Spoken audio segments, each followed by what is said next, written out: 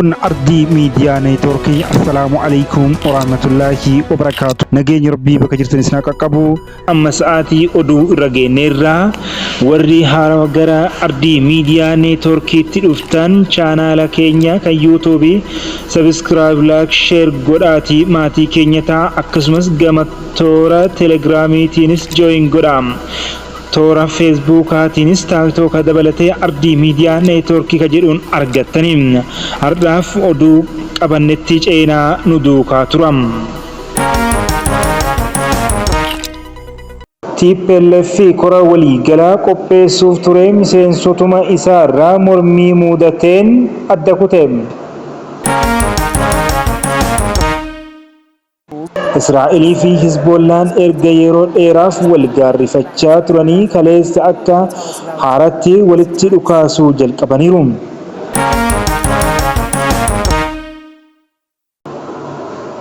Agustii 7, 2024 sababa waraana kaaba Itoophiyaatti waggaa lamaaf geggeeffameen qaama seerummaan kan mulqame TPLF kora walii galaa 14ffaa geggeessuuf qophii irra akka jiru beeksisuu miseensotuma isaa irraa mormii isa muudatee jira. Namoota koricha irratti hirmaatan filachuudhaaf naannicha keessatti bakkeewwan garagaraatti walgahiin geggeeffamaa kan jiru yoo ta'u, kan isaanii korri waliigalaa akka hin geggeeffamnee fi murtee dabarsanii jiru. Kanneen morman keessaa godinni kibba Tigraay tokko yoo taatu, aanota godinichaa 14 keessaa 12 yeroo kanatti TPLF kora waliigalaa geggeessuu hin qabu jechuun murteessan. Dursaa TPLF kan ta'an Dr. Dabratsiyoon Gabramikaa'elii fi pirezidaantiin bulchiinsaa yeroo naannoo Tigraay kan ta'an obbo Geetaachoo Raddaa gidduutti garaagarteen akka dhalate gabaasaalee fi ibsa geggeessitoonni kun kennan irraa hubachuun ni danda'ama. Godina kibba bahaa aanaa Andaartaatti miseensonni TPLF walgahii taa'aniin korri waliigalaa yeroo kana akka hin geggeeffamne murteessuu maddeen BBCtti himan. Afyaa'ii aanaa Indartaa kan ta'an Sillaas Haftuu uummanni rakkoo walxaxaa keessa osoo jiruu fi paarticha keessa tokkummaan yeroo hin jirre kanatti kora waliigalaa geggeessuun waan dursa kennamuu fi qabu akka hin taane BBCtti himan.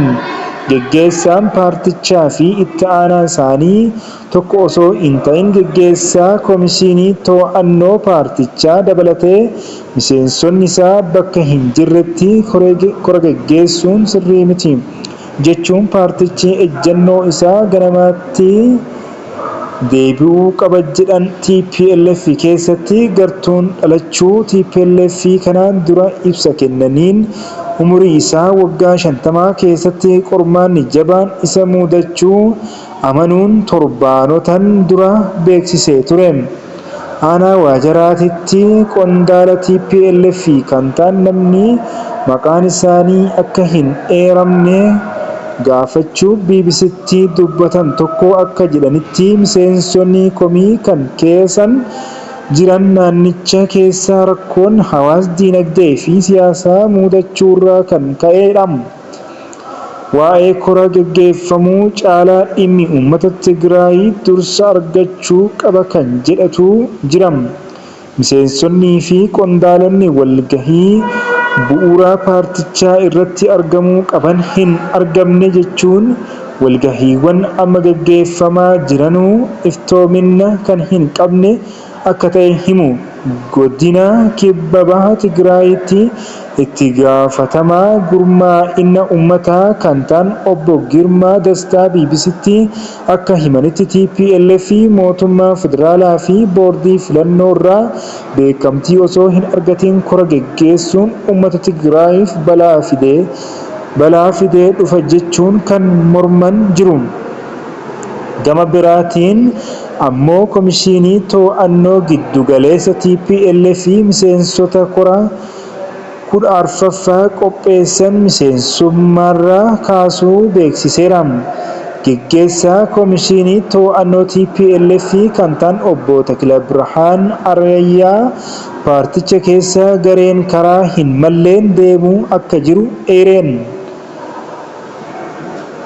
Geggeessaan Kayyoosaarraa yoo maqee dhaabbicha mancaasa.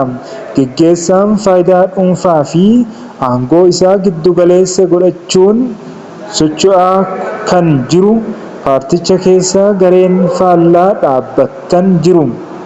Waan hundaa kan balleesse isa garee ofiif dhaabbatanii kanaadha jechuun BBC'tti dubbatan. Godina Baha Tigraayitti itti gaafatamaa ijaarsa uummataa kan ta'an obbo Dastaan Gamasaaniin paartiin tokko yeroo yeroon kora geggeessuun gaariidha. Garuu qophii irratti wantoonni qophii barbaadan jiru jechuun yaada faallaa qabatanii koratti dhiyaachuun sirrii akka hin taane kaasu. Garee lamatu jiru. Gareen tokko bulchiinsa yeroo kan to'atu yoo ta'u kan biraa ammoo paartichaan kan durfamudha. Kanaaf korichi akka hin geggeeffamne kan morminuuf gareen tokko garee biraa mancaasa jennee waan yaadneef jedhu. Yaaddoo waraanaa biraa waliigaltee Pirootooriyaa hordofuun kan hundaa'e bulchiinsi yeroo Tigraay irratti TPLF maqaa balleessii geggeessa jechuun bulchiinsi yeroo irra deddeebiin himata. TPLF boordii filannootti akka haaraatti galmaa'ee beekamtii osoo hin argatin kora geggeessuus ta'ee filannoo biyyaalessaa keessatti hirmaachuu akka hin dandeenye muummee ministeera Abiyyi Ahmedii akeekkachiisanii ture. Geggeessitoonni TPLF gidduu waliigalteen dhabamuu fi mootummaa federaalaa wajjin walitti mufachuun rakkoo inni geessisuu danda'u yaada keessa galchuun korri waliigalaa TPLF geggeeffamu akka hin qabne kaasuu obbo Dastaa haala akkanaa keessa taanee kora geggeessuun caalatti garee lamatti waan gargar nu baasuuf tarii waraanatti deebisuu waan nu seensisuu maluuf korichi kufaa akka ta'u godhameera. Miseensonni aanaa Indaartaas kora kanarratti hin hirmaannu jedhanii murteessaniiru jedhan.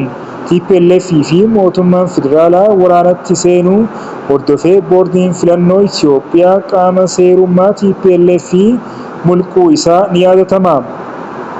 Waraanni dhaabbata araarri erga bu'ee booda irra deebiin galmaa'ee qaama seerummaa isaa akka argatu jedhamus TPLF garuu akka haaraatti galmaa'u osoo hin taane qaamni seerummaa akka deebi'uuf qabu dubbi himaan TPLF obbo Asaffaan BBC'tti himan. Kantiibaa magaalaa Maayichaawuu kan ta'an obbo Yamaana Nugusee BBC'tti akka himanitti hunda dura dhaabbichi kora geggeessee gaafii uummataa osoo deebisee yaada jedhu qabataa akka turanii fi boodarra TPLF keessa garee ofiin hojjechuuf wal qooduun akka jiru hubatan.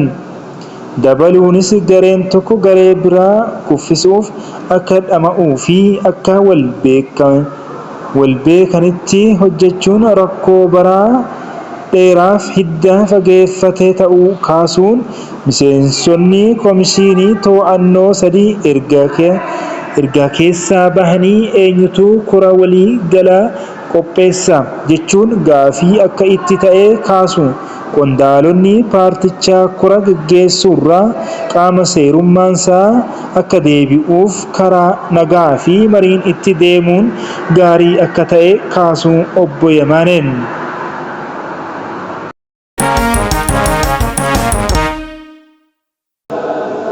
Garuu Iraan kallattumaan Israa'el irratti haleellaa banuuf qophaa'aa jirti sodaachiduun Israa'el qophii barbaachisu gochaa jirti. Hoogganaan Hamaasii Ismaa'il Haniyyaa Teeraanitti ajjeefamuu hordofee Iraanii fi Hizboollaan Israa'el irratti waraana banuuf dhaadataa turan. Magaalaa Israa'el gara kaabaa jirtu Haifaa keessatti hospitaala guddaan tokko lafa jalatti ijaaramee jira. Keenyan isaa dhagaa jajjaboo irraa ijaarame sireen dhukkubsataan irra ciisu dhibbaan lakkaa'aman qophaa'anii jiru. Kutaa dahumsaa tajaajila baqaqsanii yaaluu kan of keessaa qabu yoo ta'u, manni qorichaas achuma keessa jira.